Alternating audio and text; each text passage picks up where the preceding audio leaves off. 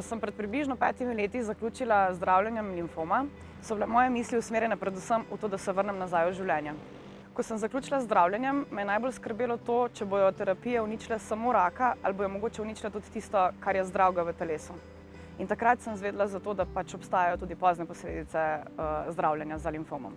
Nisem razmišljala o tem, kaj vse me čaka, se zavedam oziroma sem slišala, katere posledice to so, samo da bi pa živela na ta način, da bom non-stop razmišljala o tem, kaj vse se mi lahko še slabega zgodi, to pa ne morem, ker pač nisem tak tip človeka. Pač želim si samo fokusirati se v dobro. Me pa to laži to, da obstaja program, ki bo to počel namesto mene. Zelo hvaležna sem, da obstaja program za sledenje poznih posledic po zdravljenju z limfomom.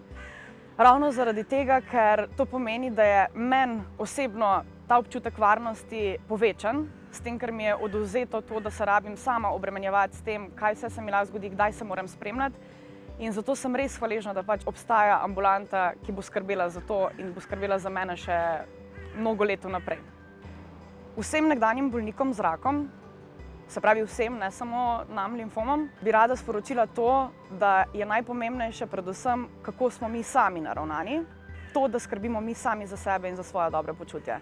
Ne se preveč obremenjati s tem, kaj vse bo prišlo vnaprej, ne delimo si skrbi za zalogo, ampak dajmo samo živeti. Dajmo živeti, ker nam je bilo to dano. Drugič.